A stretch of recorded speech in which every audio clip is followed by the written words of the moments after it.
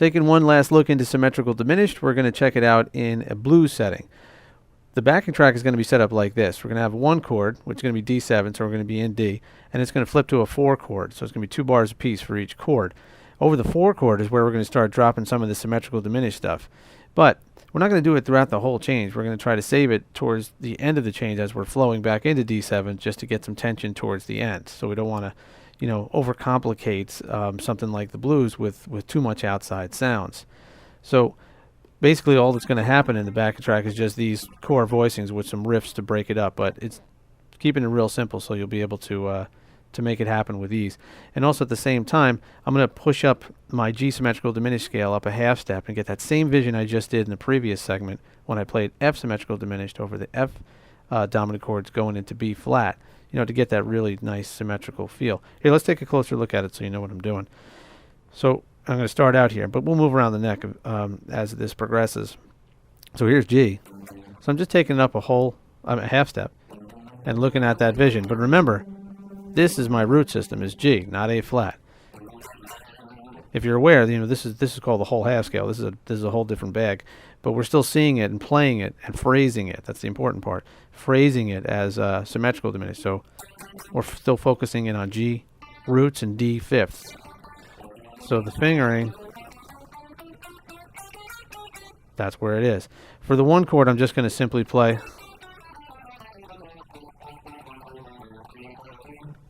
I'm going to play D mixolydian. I'm going to do mixolydian fingering from the 3rd. So if you're looking on your charts in the mixolydian section, that's what it would be. Okay, so let's roll the track over here. That's what we got. So we're going to come in with D. And the 4. See, inside. See how we use it at the end. We'll do it again. Just wait till the 4th chord comes around.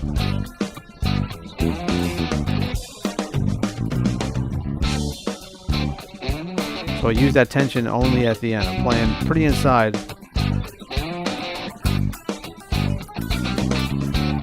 And then I resolve into the D7. Let's stretch it out a little bit. Let's move around and use some of you know, some of that more horizontal looking vision. So over 1, you know, very mixolydian-esque.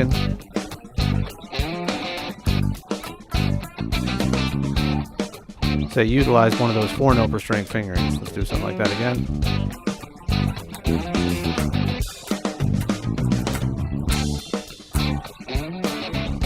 Get the 4. Start with mixolydian and then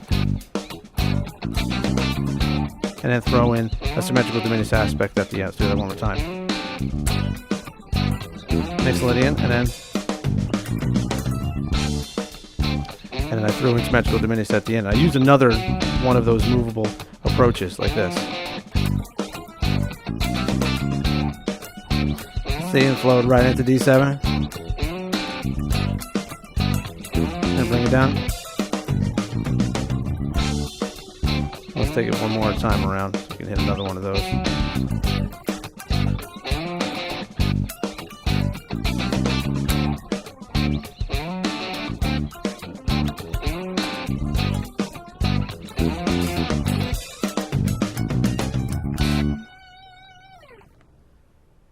So that wraps up Symmetrical Diminished. We checked it out with the blues, we checked it out with jazz with a 5-to-1, and now we just checked it out in the blues with a 1-to-4 situation.